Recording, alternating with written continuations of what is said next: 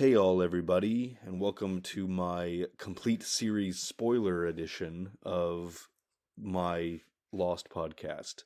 For anyone that might be tuning in for the first time, I'm going to real quick kind of break down what the format of this is. Basically, on the 20th anniversary of each Lost episode, my co-host and I release a podcast episode discussing that Lost episode.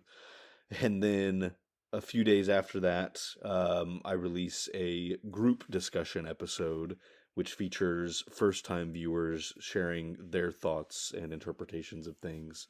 Um, and then, yeah, the third and final type of episode that I've been doing have been these, where it's just me talking about the show in the context of full spoilers for the whole series.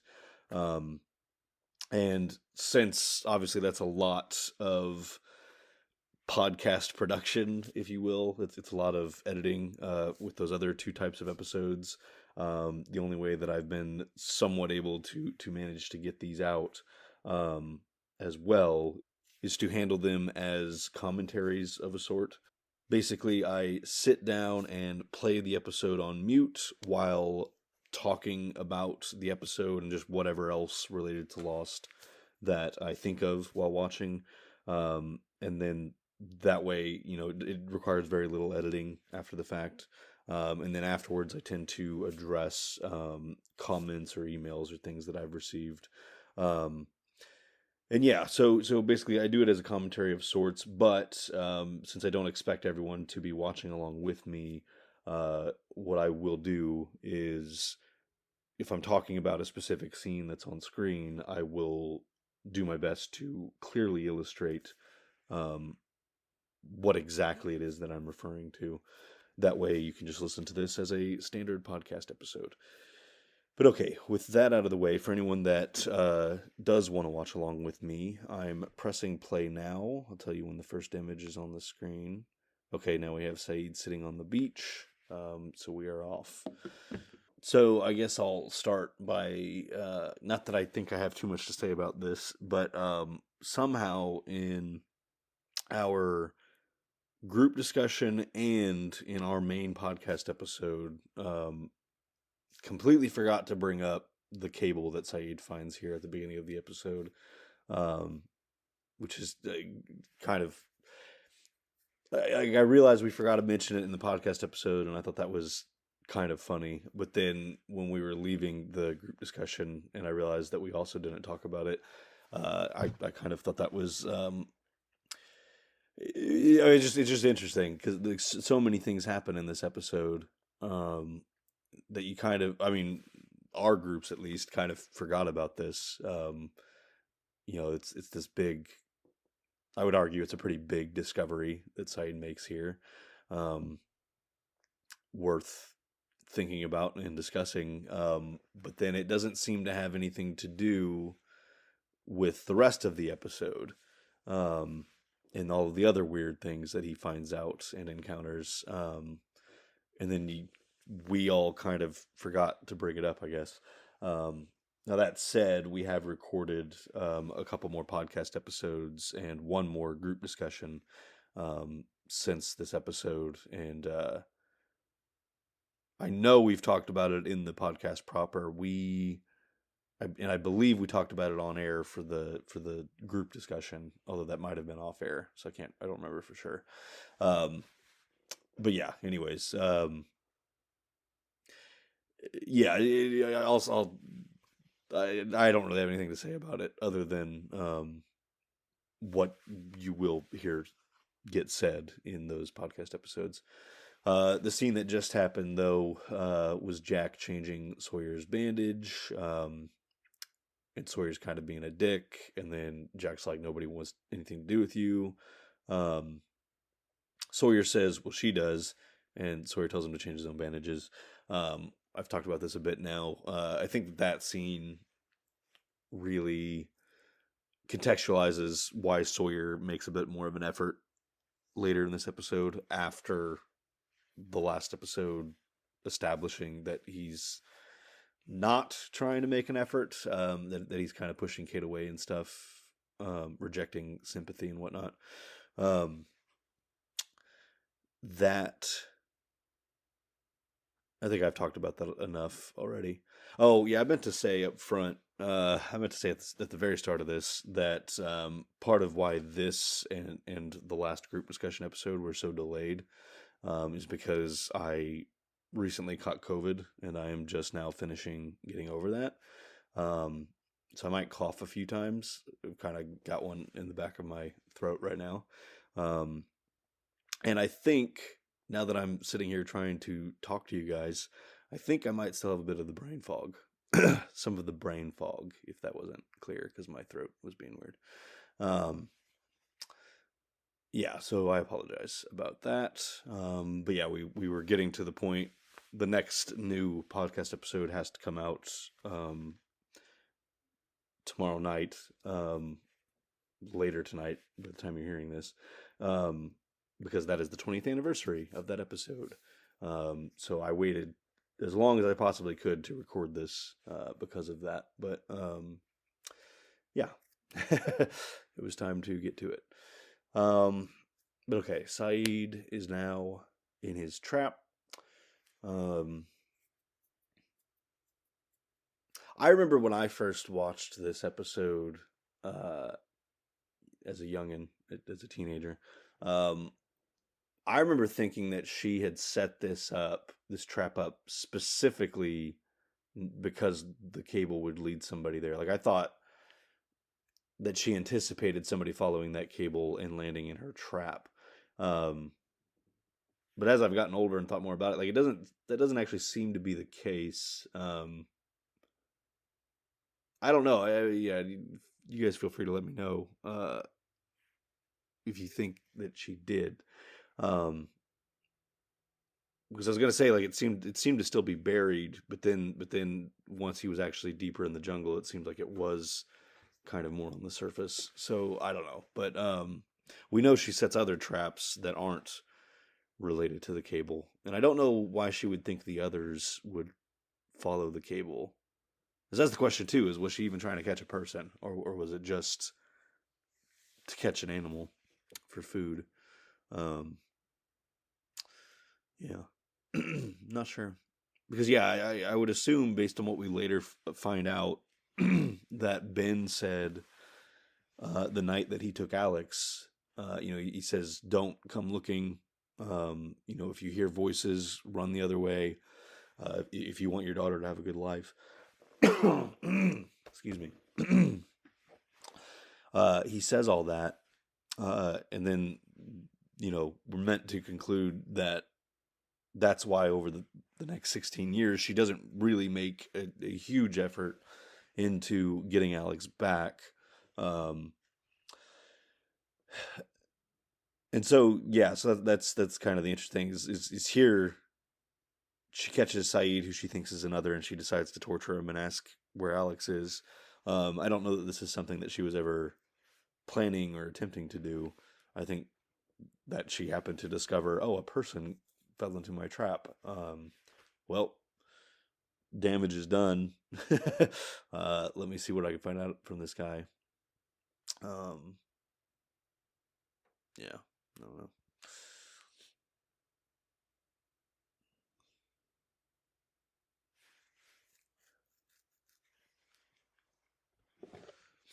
Pull up my notes.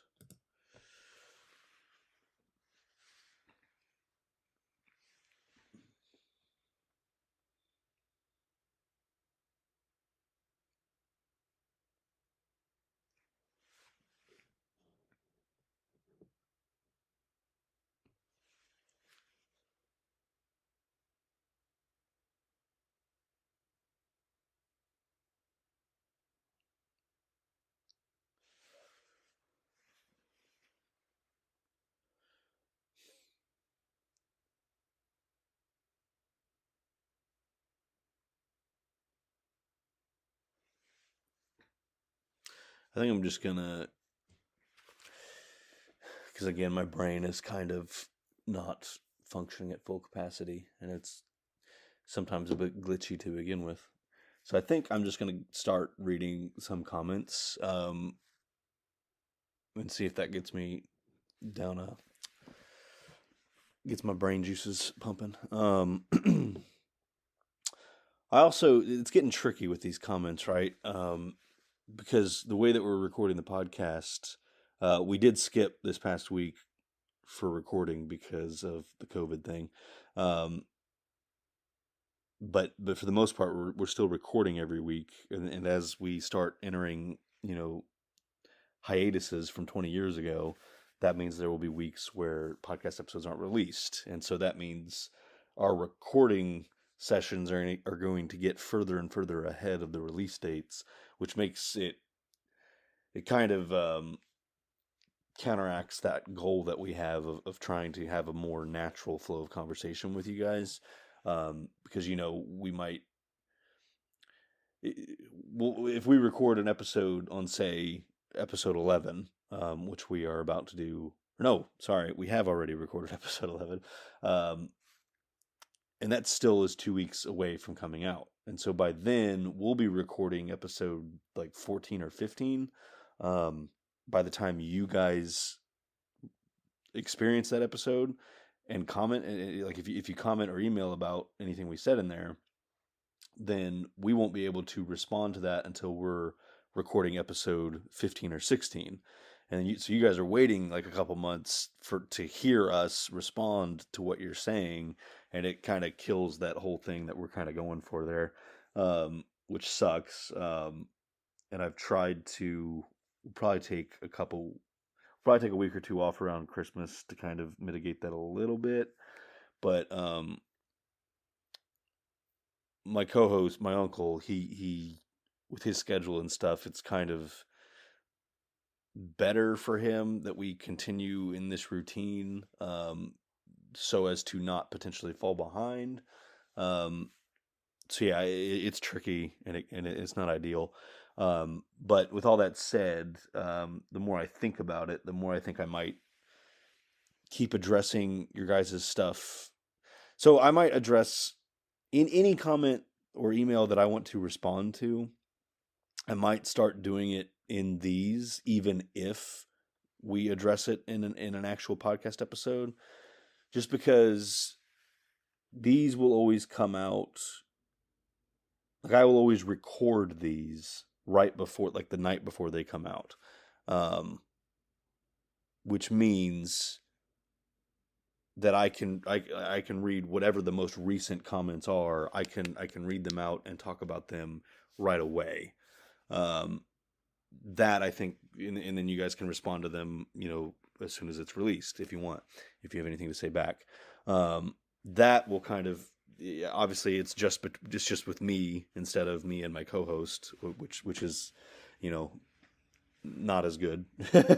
But at least these will kind of have that back and forth that I really like. And we'll still kind of try and replicate it in the podcast. It's just going to be super awkwardly paced.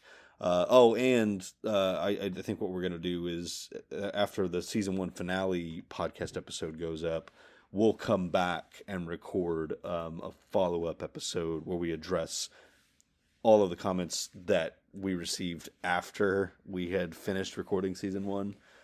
Since we'll finish recording season 1 a couple months before the episodes finish releasing. So there's a whole like 6 to 8 episodes that will be released after we're done recording season 1 for you guys to give feedback on. So that's why, we'll come back with an additional episode at the end to respond to that stuff, unless we just don't have any. But yeah, that's kind of the plan for that. Anyways, so with that in mind, now because I talked about that for so long, I'm trying to like keep up with what I've missed on screen, and if I have anything to say about that. Oh, so when Rousseau steps out of the shadows and reveals herself to be the French woman, she says a line of dialogue in French that's not subtitled, and because I like to translate that stuff on these, I did look that up, and I don't know if everybody else caught this and I didn't, but she's basically just repeating something that she said in the French transmission, illustrating that she is the one that recorded it. Um, anyways, so, and then yeah, we missed the Sullivan scene. Okay, well, so that could be a good place to start, because Time Gentleman, otherwise known as Ben Ward, commented on our podcast episode, like our main podcast episode about Solitary. He commented, "This is a mild spoiler, but I will post it here in advance of your commentary in case you want to talk about it. I was always a little bit disappointed that they didn't use Sullivan more. He's a fun character, he gets introduced organically, unlike certain other characters later on, and the actor was the baddie in Turner and Hooch, and Beckett's dad in Castle, for goodness sake. He actually was written to appear in episode 11, I think, but this got changed. I suspect if that had stayed in, he would have risen to Arst levels of supporting cast at least." So I knew none of that.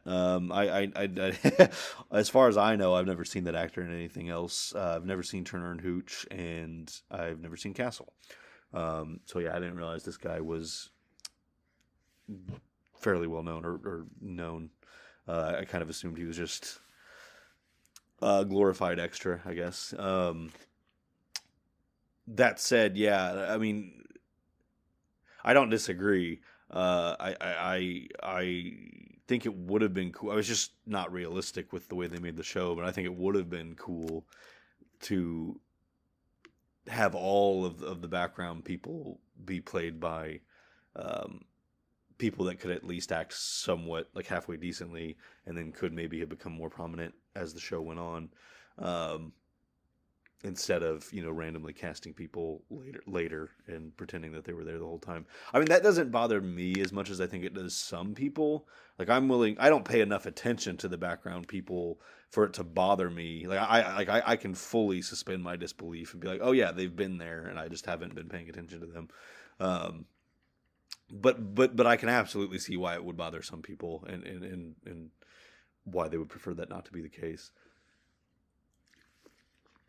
But yeah, didn't know that Sullivan was scripted to be in anything else, to be in another episode.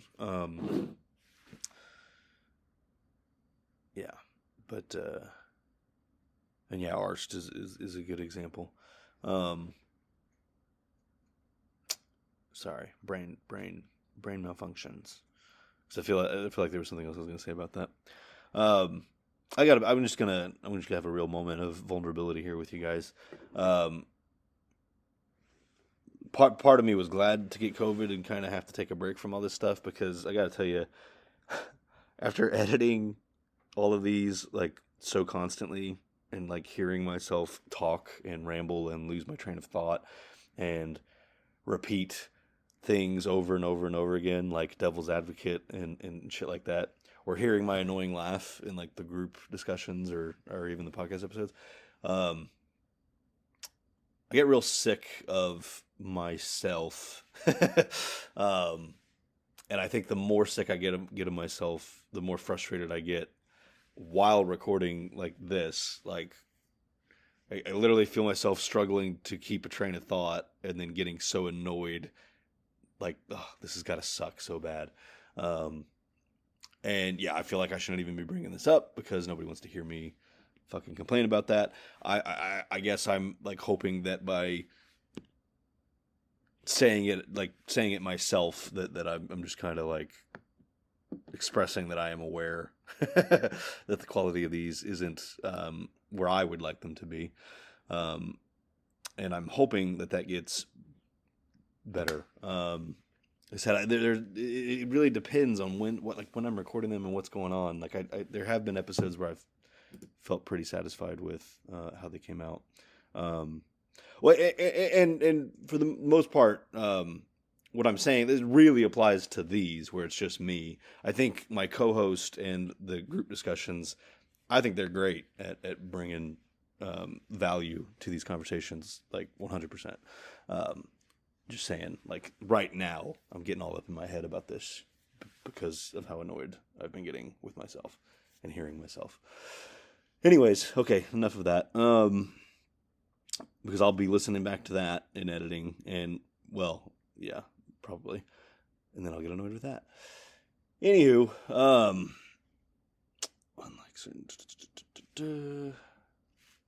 okay, so before I move on to the next comment, let me keep up with the episode. So, yeah, we're at the scene now where Russo's asking about Saeed's photographs. He tells her the name, but kind of to shut down the conversation, he tells her that Nadia is dead because of him. And whether or not that was part of his goal, this does elicit some sympathy from her. Probably more so than he was expecting, because she really connects with him about that, which we kind of come to understand later on, is because she killed her whole team, including her husband Robert. So yeah, when Saeed says that she's dead because of him, like, she really gets that, and it's the first time in 16 years that she's had somebody to connect with in any form, let alone such a meaningful way. It's a pretty unique thing to have been responsible for killing someone you love. Yeah. I just got distracted because there's a continuity or blooper or whatever you want to call it, that I've always seen pointed out about this episode, but I've never actually like caught it myself, and I've never tried to look for it. And then I noticed it now. I don't want to point it out to people because I don't like doing that. I don't like pointing out things like that to people that don't already see it. But if you're watching along with me, then you may know what I'm talking about. But yeah, I was only halfway paying attention to the TV screen, and then of course that's the time that I catch it, probably because I'm not absorbed in the story, so my eyes are just wandering to other parts of the screen. Interesting. Anyways, okay.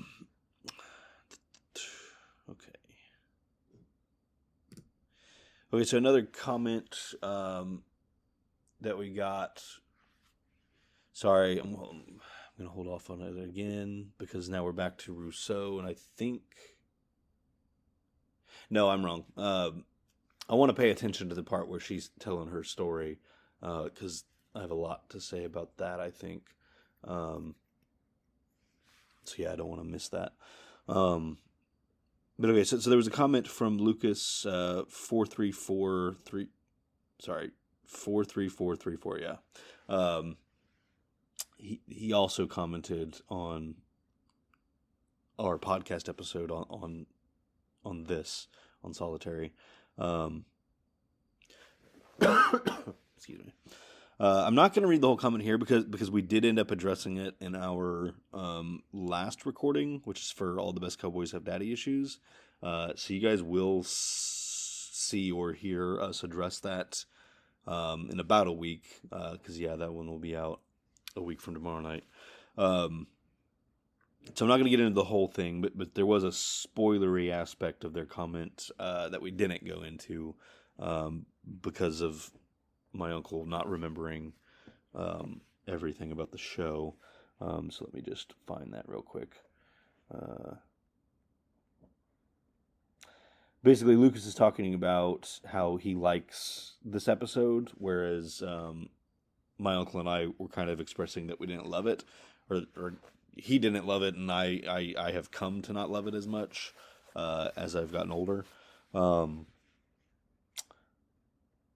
So yeah, I'm skipping ahead into their comment. They said, I also like it for moving the plot forward, introducing new mysteries, paying off the setup from Pilot Part 2, and ending with Saeed grabbing Danielle's maps and notes. The only thing that really frustrates me on rewatching is how her character, her backstory, the others, and the whispers are handled later in the series. So yeah, it was that part right there, that last part about what frustrates them, that I did want to talk about here. We're coming up on that scene, so I might pause this. But so the only thing that frustrates me about her backstory is that we don't get to see more of it. Like her backstory, as far as it's handled later in the series, as Lucas referred to, is that we don't get to see more of it on screen. I mean, there's just so much that is inferred to have happened, that it would have just been to see that story play out, to see her team gradually kind of go dark into that infection state that we see Sayid go into in season 6, and to see Danielle kind of grappling with that, and to see, so it's my belief that, like, so Montan dies right after he gets pulled down into that hole, and then, okay, sorry, I have to time this out because she's about to tell her story. So I'm going to get back to that. Hold on. Montan, arm ripped off. I'll get back to it. Okay, so here we go. We were part of a science team. A science team armed with rifles. So yeah, keep that in mind for when I get back to what I was just talking about. Robert was on the team. Sayid asks about Alex. She ignores that again. Again, too painful to talk about. So yeah, she's talking about they were 3 days out of Tahiti, or 3 nights out, and there was a storm. Their instruments malfunctioned, and they ran aground. What we later find out in the season is that they were in this particular area because they heard a transmission repeating the numbers. They heard what we eventually find out. Well, I mean, you don't find this out in the actual show, but the Valenzetti numbers, Dharma had them repeating on a loop from the radio tower. Sorry, I'm trying to read along as I'm talking. Yeah, because then now she's talking about they were coming back from the Black Rock. It was them. They were the carriers. They got us sick. Or yeah, it was them. She doesn't say they encountered them. She says we were coming back from the Black Rock. Long pause. It was them. They were the carriers. Who were the carriers? The others. And then yeah, she's very lost in her chain of recollection. It's almost like she hasn't thought about this in a long time. Anyways, okay, so taking that and then getting back into what I was saying about like how fascinating it would be to see her story like actually depicted completely, like starting from the crash or even before the crash, really, for reasons I'll get into in a second. So starting from before the crash all the way up till Alex is taken, like there's so much there to explore. That we don't ever get to see. So I'll just go chronologically. So I'm going to back up to before. Sayid brings up or questions why they had rifles. And Danielle just kind of like, she makes a face and then just ignores that question. And I mean that you can read that expression really any way. Like you could project whatever you wanted onto that expression, but the way I kind of like to read it is that she herself never really thought about this. That's completely subjective, though. The point is that we don't know what the goal of the expedition was. They were setting sail from Tahiti, but where were they going? Were they going to an island somewhere to study the wildlife, or to study plant life, or to study the geography, or geology? We have no idea what it is, and depending on what it is, it may make sense that they had rifles with them. But what I think is the most fascinating aspect, perhaps, of the French expedition's journey, voyage, whatever you want to call it, that nobody ever seems to talk about. I've literally never seen anybody bring this up. They hear the transmission. But as we find out much later on, the Looking Glass station blocks that transmission from being heard by the outside world. And as you find out in the Valenzetti equation orientation video, which some people may not want to regard that as canon, which is fine. But if you'll indulge me, for a minute while I talk about that as if it is, it's stated in that orientation video that the numbers are broadcast in a frequency and encryption that's accessed only by them. That can only be heard by them. And considering that, the only time that the numbers were ever heard by the outside world was 1988, because that's when what's his name, Leonard, and Sam Toomey, they heard them. These are Leonard is the one that Hurley was in the institution with, who was repeating the numbers on a loop. Sam Toomey's the one that played the numbers in that carnival game or whatever, and then believed he was cursed. They encountered those numbers because they were at a listening post. They never heard anything but static, and then one night they suddenly heard these numbers, and then presumably they stopped hearing them. I feel like I'm rambling about this way too long. My point is, why on earth did somebody within the Dharma Initiative at that point in time make that transmission audible to the outside world? And was it just a coincidence that it led the French team to the island? Now, I have my interpretation and my headcanon on that. It's one of those things where, it's kind of a story, so I don't want to just... This isn't the way to share it, in my opinion. But things that I find interesting is, the rifles, the way Montand acts, what little we see of him on screen in season 5, he does not in any way, he doesn't seem to me, and again, you don't get a lot of them, so this is easy to kind of read in different ways, but he doesn't seem overly concerned with their situation. He seems obsessed, in my opinion, with finding the source of that signal. He's very dismissive of Jin. He's annoyed when Nadine disappears. He's kind of, oh, that's what you get for bringing a woman along. She's probably off chasing a butterfly. He seems very much invested in getting to the source of this transmission, and doesn't want anything else to distract from that. Again, that's how I read it. And so that there are certain things that form in my head about, as well as my interpretations of other things that were going on with Dharma at this time, in 1988, that I think there's a really interesting possibility or series of possibilities for what might have been going on with the French team and how they came to the island, and why perhaps Montand may have known certain things and been on his own sort of mission.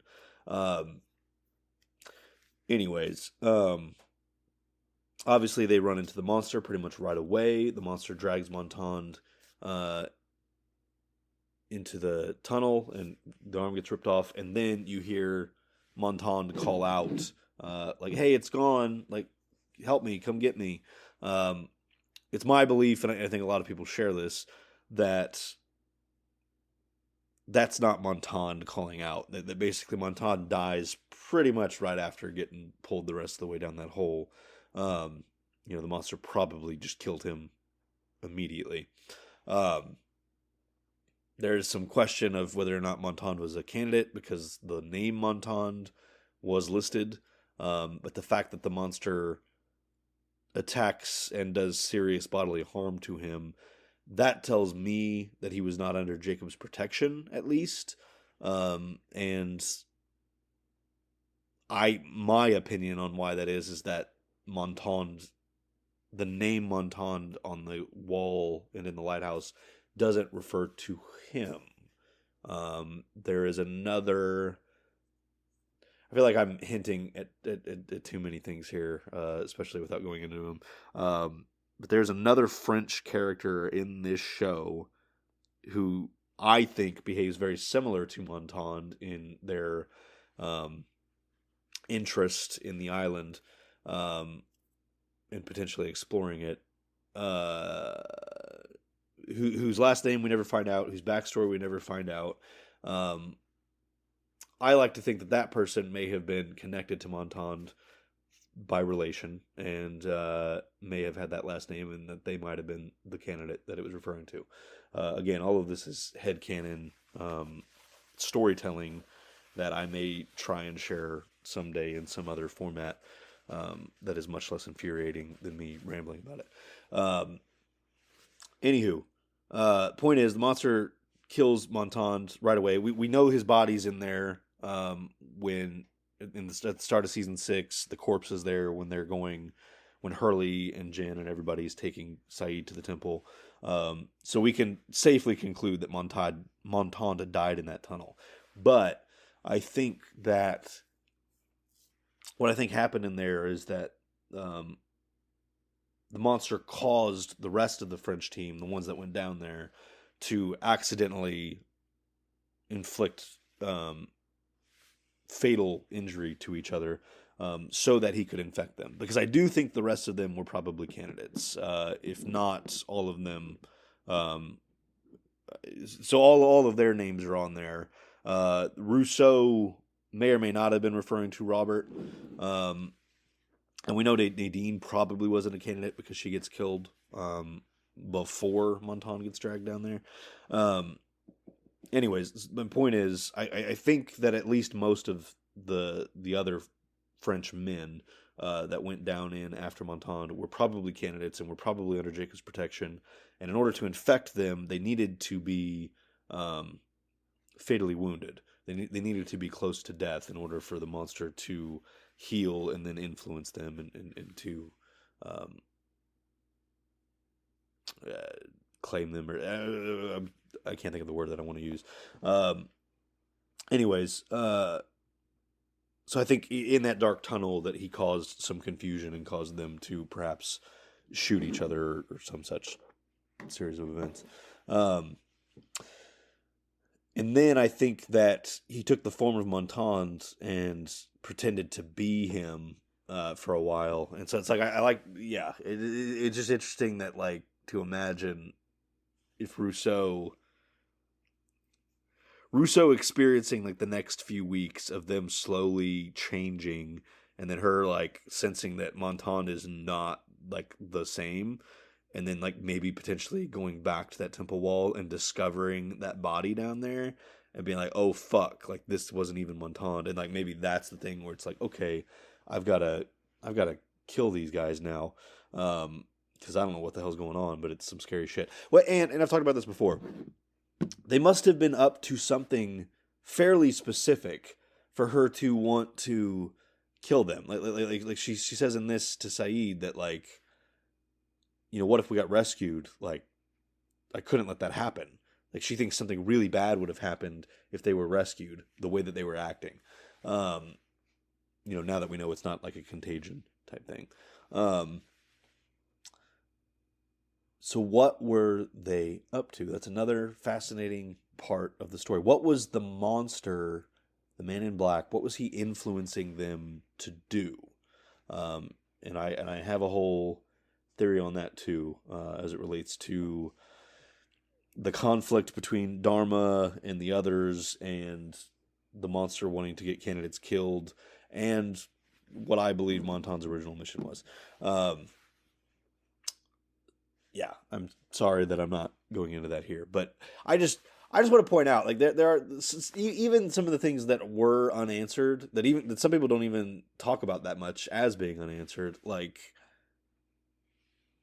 it's really fun stuff to think about. I think there's some really interesting untold stories within the world of Lost that it's interesting to ponder.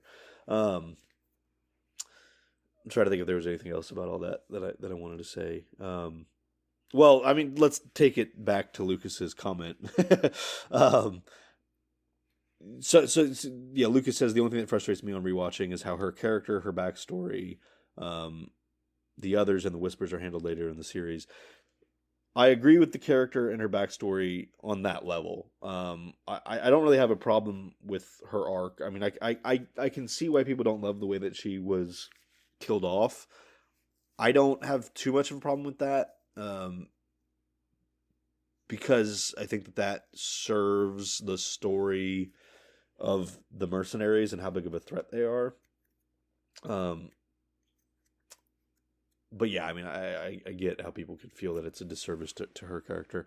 But yeah, I agree that I think more of her story should have been told. I think that it would have been, it could have been made very relevant to the overall story that the show was telling, and certainly to the mythology of it. I don't really have a problem with the way the others are handled. Again, other than like maybe I would have really liked to have seen more of their stuff on screen, like their history and culture and how. Yeah, all this to say, yeah, my only complaints about how these things were handled is, other than the Whispers, which I did a whole video essay on, why I don't love how the series handled that and why I have a different interpretation of what was explicitly said. So other than the Whispers, all of the things that Lucas lists, I also have some, I don't know if frustration is the right word for how I feel about them, but I also would have, my thing is I would have preferred to see more, would have preferred to see them explored more on screen. But as far as like what the others are about, as I understand them and what they represent in the story and what their history is, as I see it, I don't have any complaints about that, or how I don't have any problems with how it was depicted. I just wish it was depicted more, if that makes sense. So yeah, that was the thing I wanted to say there.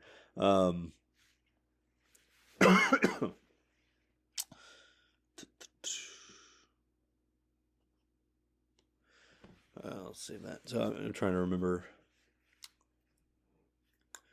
what I just talked through. Oh, I guess I could talk about Danielle. When Saeed says, it could be that thing, the monster, and she says there's no such thing as monsters. I think this goes into, by the end of the season, she refers to it as a security system. And then by season 5, we learn that that idea gets planted in her head by Robert, who was infected and under its influence. So all that's, I think her saying there's no such thing as monsters, I think that's just meant to insinuate that she doesn't think of it that way. They have this perception, the 815ers have this perception of this thing because all they hear this roaring and they see these trees getting knocked down and they know it killed the pilot. They have this idea of it that it's a monster, stomping around the jungle, killing people, ripping up trees. She has what I would argue is perhaps a more terrifying experience of it, because of what it did to her team. But she views it as a tool of these others. Because again, so she saw this thing drag them down there. Their behavior changed after that. She says to Robert right before she kills him that thing changed you. And he said, which I forget what she calls it. She might have called it a monster herself. I don't remember. We're nearing the end of the episode, so I'm going to keep talking, obviously, until I've finished my thought on this. But anyways, so whatever she called it, she may have called it a monster herself, and then he says, no, like, that's not what it is. It's a security system protecting that temple. So he's the one that tells her that there's a temple beyond that wall. She obviously she encountered Jin, who just disappeared before her eyes, and then very briefly reappeared after she kills Robert. Jin was there when the monster attacked and disappeared right after the monster disappeared. Yeah, and then later Alex gets abducted by a guy that she doesn't see because it's pitch black of night. She only hears him talking to her, and she even mistakes him for Jin at first. She says, "You're the one that infected us," and then presumably because he's speaking English, she probably deduces that it's not the same person. And then, again, it's established that there's a temple on this island. All of this tells her, without her even necessarily having heard the whispers yet, that there are other people on this island. And if that smoke thing was a security system protecting their temple, then the natural deduction there is that it's a security system that they control. And so if the monster, or if the smoke thing infected her team and it's under the others' control, then by extension the others are the ones that infected. And again, adding in Jin's presence, she starts calling them the carriers. I'm explaining all this to say, like, I think maybe some people think that what she says in this episode, or even throughout season 1, doesn't really translate too well with what we actually see on screen, because she says she's never seen other people. But I think that's technically true. Like she only ever saw Jin, and she's probably not 100% sure what that was about, or if he was. I don't know. My point is, the only person she really saw was Jin. One person. She didn't really see Ben. She heard him the night that he took Alex. So when she tells Sayid that she hasn't seen people before, like, have you seen other people on this island? No, but I hear them. To me, that there's no retcon happening there. That is still true. And I'm trying to remember if there was somewhere else I was going with that. I was talking about her team getting infected, concluding that the others were behind it, why that still makes sense even after with what we saw on screen in season 5. And I talked about, in my series on the Whispers, I also talked about the Pillar of Black Smoke, because we know that there really was a Pillar of Black Smoke in 1988, but that it could not have been in any way related to Alex's abduction, because the abduction of Alex was completely spontaneous. It was not something that Ben planned on doing. It was not something that he was told to do.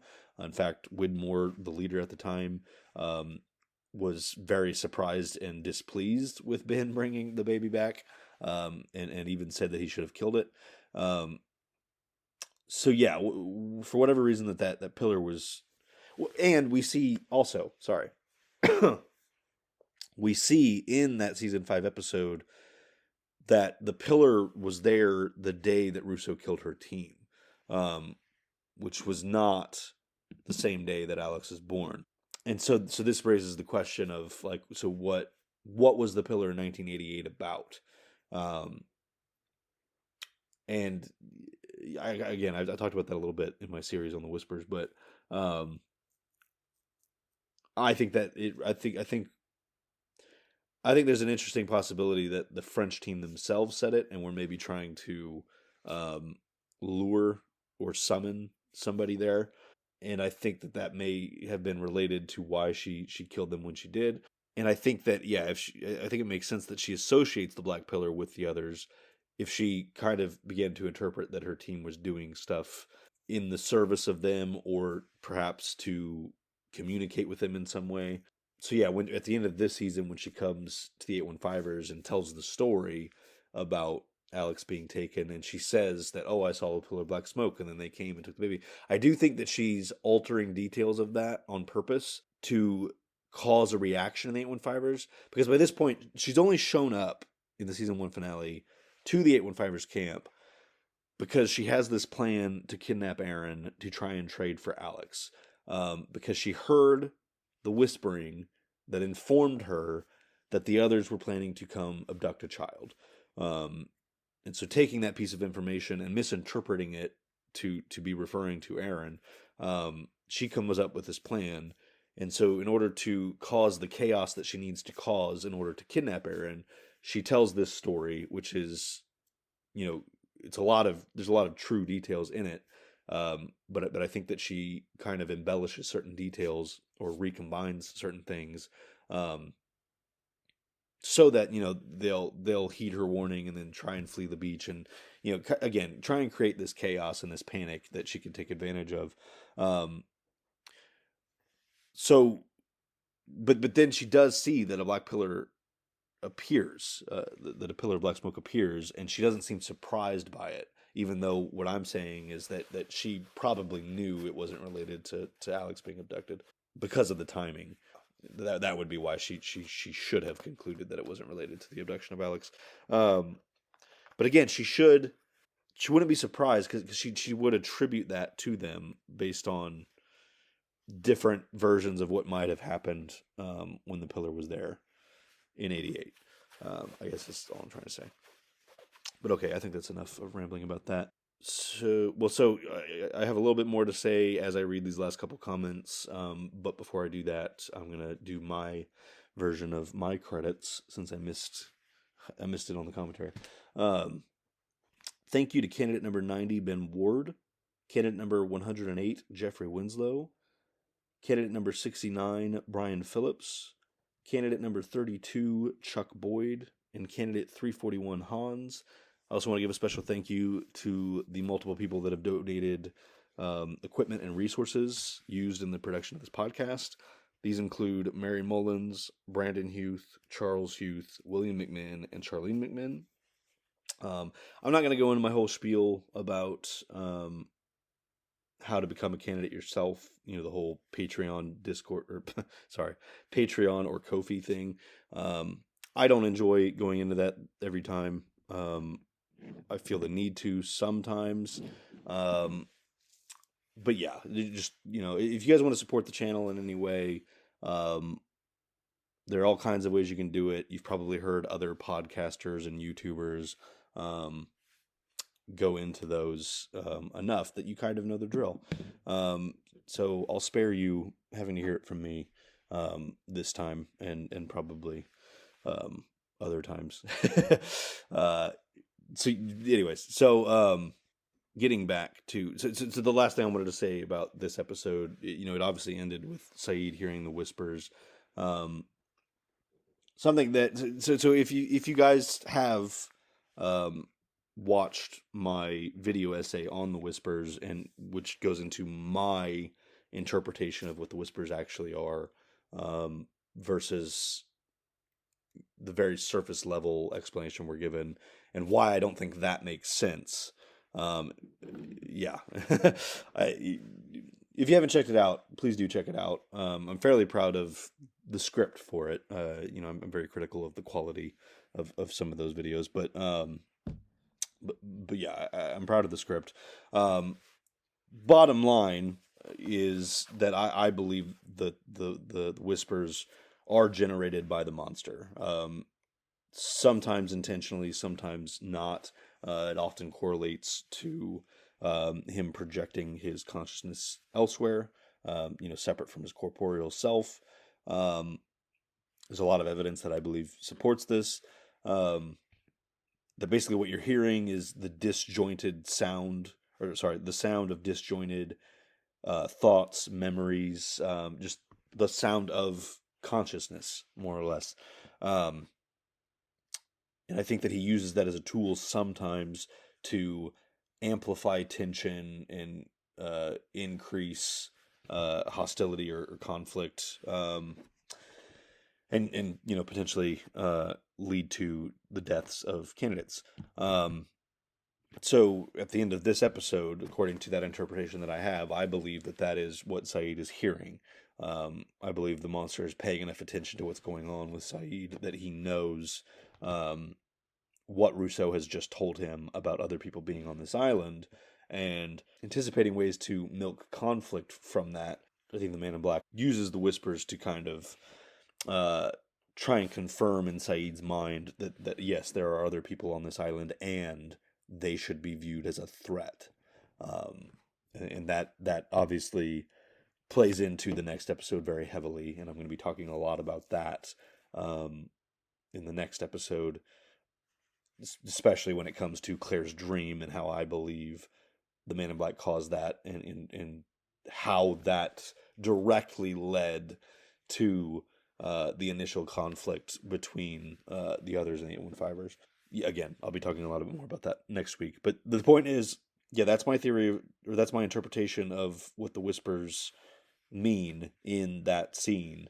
And something that I find, it's not like solid proof of anything, but it's worth noting, I feel like, that right before the Whispers start, you hear the same fluttering sound that you often hear right before the monster like erupts from the ground or starts roaring through the jungle.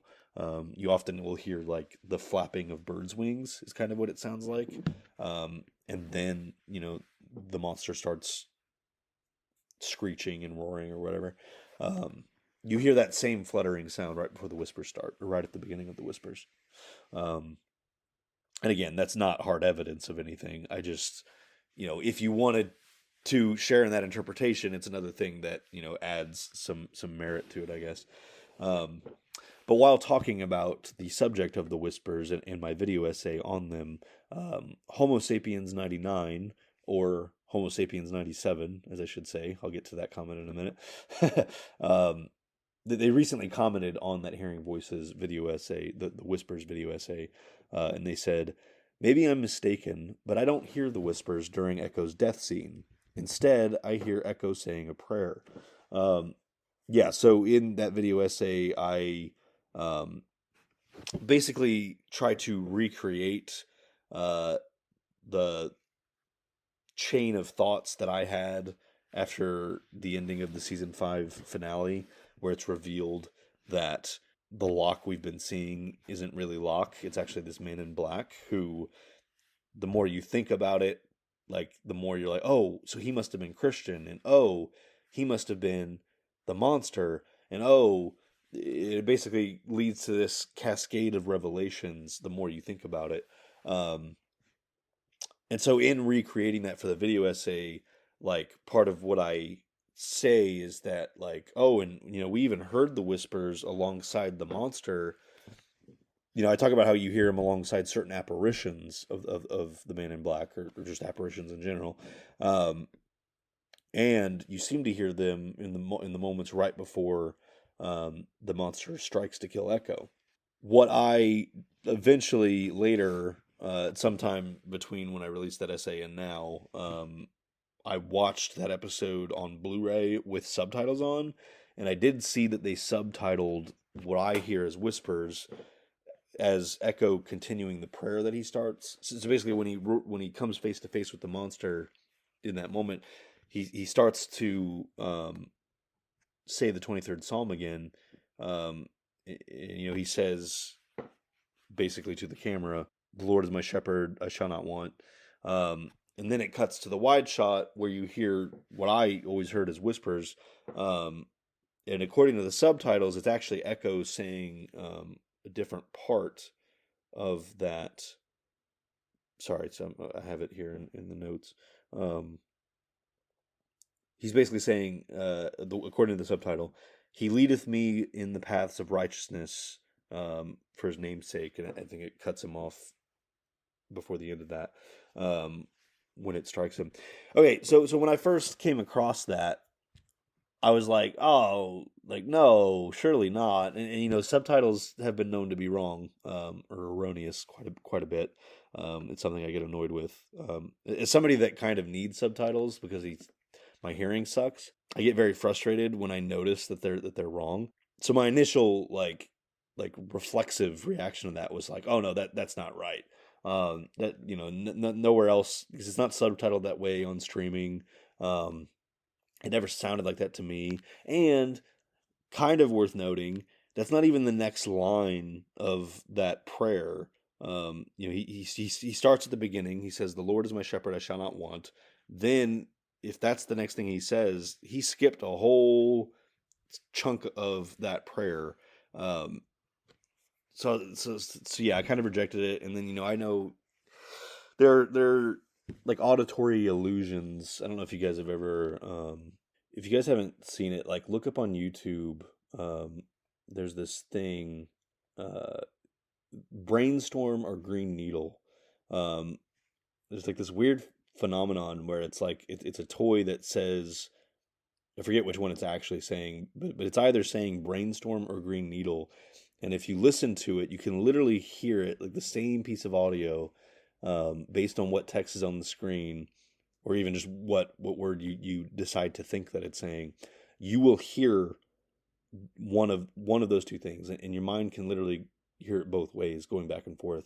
And it's just so fascinating because it's like they literally don't sound anything alike. Brainstorm, Green Needle.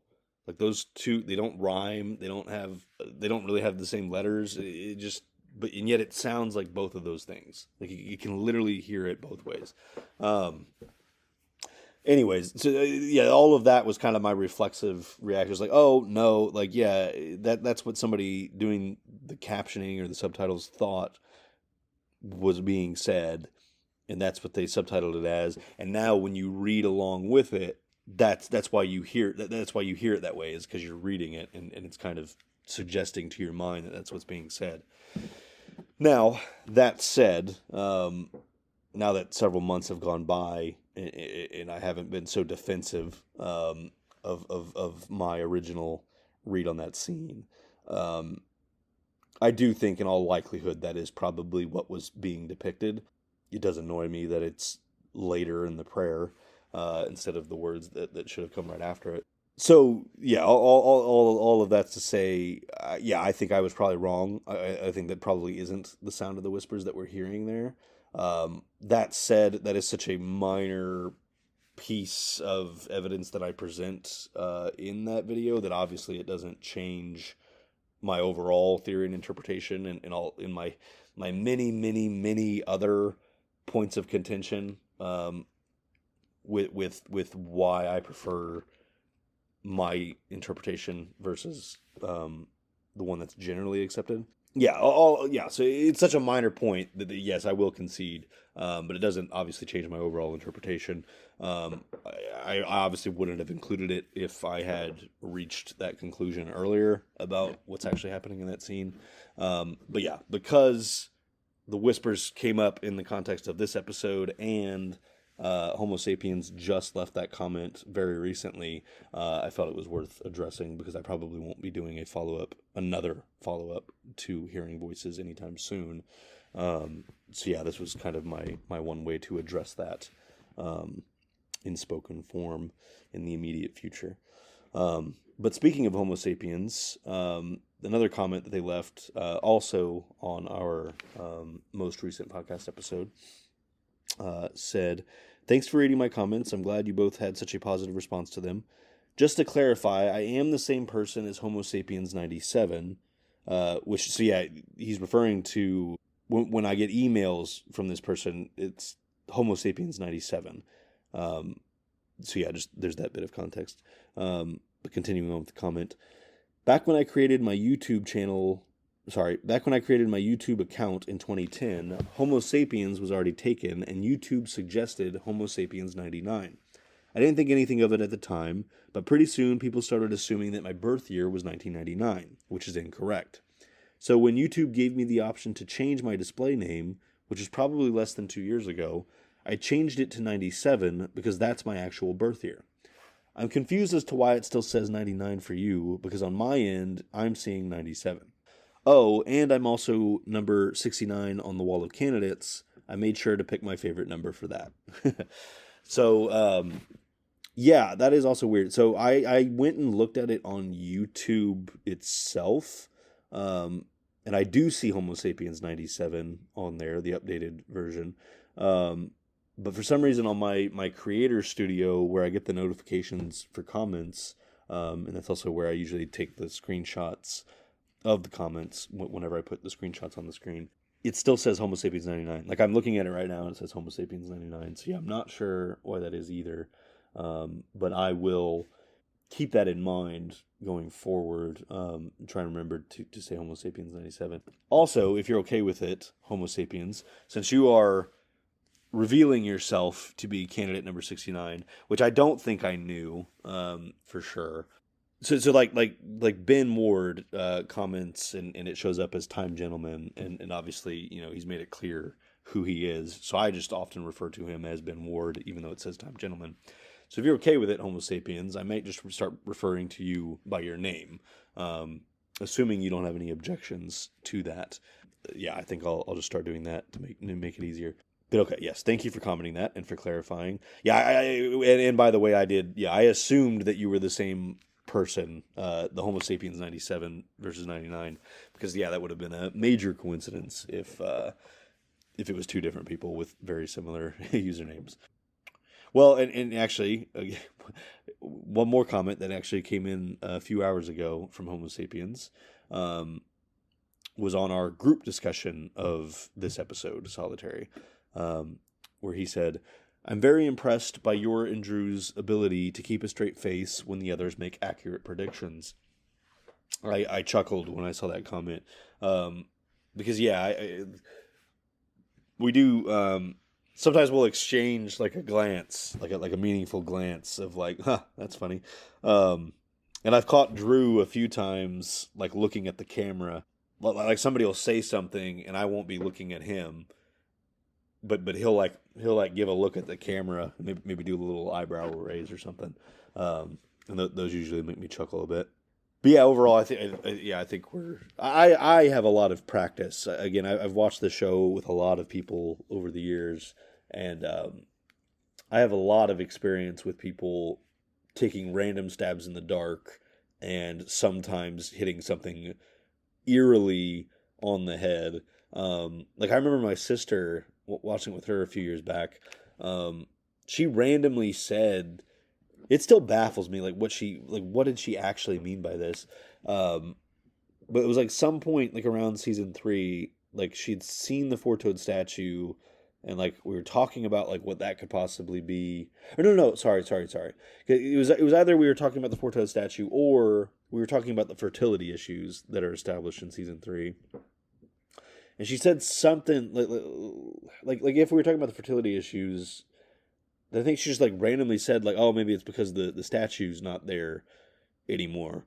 And I was like, "What? Like, what do you even mean by that?" And I don't remember her giving an explanation that made a lot of sense to me, but that is in fact a theory that a lot of people had, because the statue was of a fertility god or goddess. And so the idea that the statue wasn't there anymore, I remember that was a lot of people thought like, "Oh, well, yeah, so suddenly the pregnancy issues returned."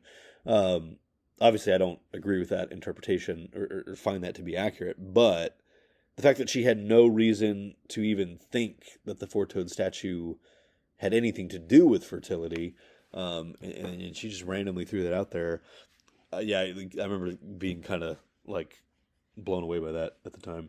But yeah, there are all kinds of other examples of people saying things. I remember watching it with somebody like 10 years ago when we got to the cabin episode where Ben's allegedly talking to Jacob in the empty chair, and then that whole thing plays out. I remember talking to somebody for like an hour about like what they thought that could mean, and the ash around the cabin, and they said something that was it was like, oh, like Jacob's evil twin. And like, obviously there's some context that I'm not remembering about how they got to that point, but like that was weirdly accurate. Anyways, all that's beside. My point is, I have a lot of experience as it relates to Lost, and like keeping a blank face or keeping a poker face when people are making guesses, and I try to do a good job when I'm like responding to what people are saying, or trying to get people to think about different things. I try and suggest certain things that I know aren't right, but that people thought at the time, as well as like not purposely lying to anybody. Like I'm never trying to say, like, I'm never trying to dishonestly mislead somebody. You know what I mean? Like everything that I'm presenting as possible interpretations, like I'm doing it in a way to suggest like, oh, well, this is maybe something you could think, and maybe these are the things that could make you think that, if in this direction, if that makes sense. But okay, let me see. Do I have any other? I think that's all of the comments that I had. So yeah, I think that's everything. So you should very, very shortly be seeing our Raised by Another podcast episode. And then within a few days of that, you'll see our group discussion on it. And then a few days after that, you'll get another one of these where I talk about that episode. I hope you guys come back for any or all of that. And until then, namaste and good luck.